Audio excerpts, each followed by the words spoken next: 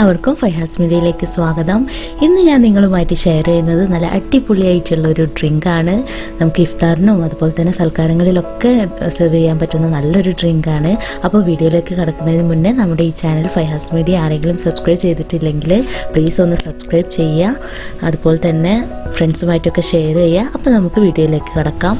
അപ്പോൾ നമുക്ക് ഈ ഡ്രിങ്ക് ഉണ്ടാക്കിയെടുക്കാൻ വേണ്ടിയിട്ട് ആദ്യം നമ്മൾ റോസ് മിൽക്ക് ഒന്ന് തയ്യാറാക്കിയെടുക്കണം. അപ്പോൾ അതിന് വേണ്ടിയിട്ട് ഞാനിവിടെ 3 കപ്പ് പാല് ഒരു പാനിൽ വെച്ച് ചൂടാക്കാൻ വെച്ചിട്ടുണ്ട്. 250 ml കപ്പിൽ 3 കപ്പ് പാലാണ് ഞാനിവിടെ എടുത്തിട്ടുള്ളത്. അപ്പോൾ ഇനി നമുക്ക് ഈ പാലൊന്ന് ചൂടാക്കിയെടുക്കാം. അപ്പോൾ പാലൊക്കെ നന്നായിട്ട് ചൂടായി വന്നിട്ടുണ്ട്.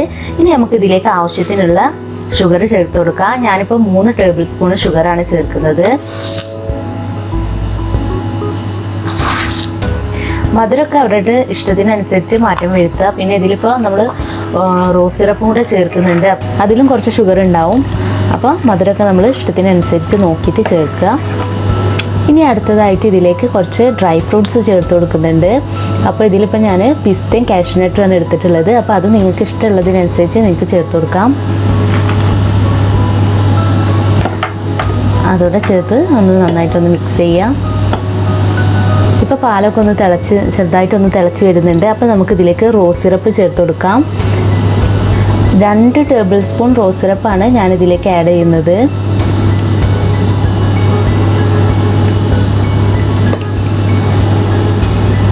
ഇനി ഒന്ന് നന്നായിട്ട് മിക്സ് ചെയ്യുക. അപ്പോൾ നമ്മുടെ ഈ പാലിൻ്റെ ഒക്കെ ഒരു കളറ് നല്ലൊരു പിങ്ക് കളറായിട്ട് മാറും. അപ്പോൾ റോസ് മിൽക്ക് ഒഴിച്ചതിന് ശേഷം അധികം തിളപ്പിക്കേണ്ട ആവശ്യമില്ല. ജസ്റ്റ് ഒന്ന് ചൂടായാൽ മാത്രം മതി. എന്നിട്ട് ഇനി നമുക്കിത് ഫ്ലെയിം ഓഫ് ചെയ്യാം. എന്നിട്ട് നമുക്ക് ഫ്രിഡ്ജിൽ വെച്ചിട്ട് ഒന്ന് തണുപ്പിച്ചെടുക്കാം. ഏകദേശം ഒരു 10-20 മിനിറ്റ് വെച്ചാൽ മതി. ഒന്ന് തണുത്ത് കിട്ടിയാൽ മതി. അപ്പോൾ ഇത് നമുക്ക് തണുപ്പിച്ചെടുക്കാം. അപ്പോൾ നമ്മുടെ ഡ്രിങ്ക് ഇപ്പോൾ ഇവിടെ റെഡി ആയിട്ടുണ്ട്. ഞാനിപ്പോൾ അതൊരു 20 മിനിറ്റ് ഫ്രിഡ്ജിൽ വെച്ചിട്ട് ഒന്ന് തണുപ്പിച്ചെടുത്തിട്ടുണ്ട്. ഇനി നമുക്കിതിലേക്ക് വേണ്ട ഫ്രൂട്ട്സ് ആഡ് ചെയ്യാം.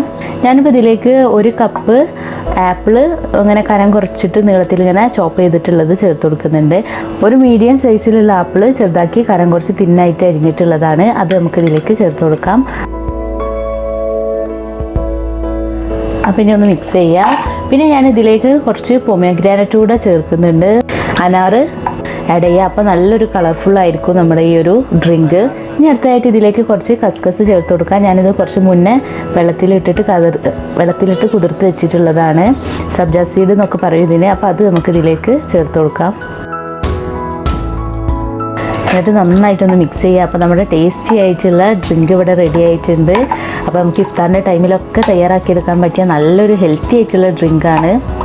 അപ്പോൾ ഇനി നമുക്ക് സെർവിങ് ഗ്ലാസ്സിലേക്ക് മാറ്റാം.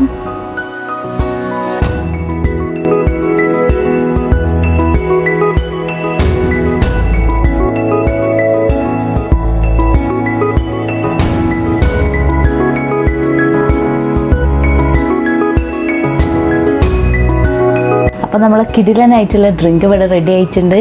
അപ്പോൾ എല്ലാവരും ഇതൊന്ന് ട്രൈ ചെയ്ത് നോക്കുക. അപ്പോൾ നമുക്ക് പുതിയൊരു വീഡിയോയുമായിട്ട് വീണ്ടും കാണാം. Thanks for watching.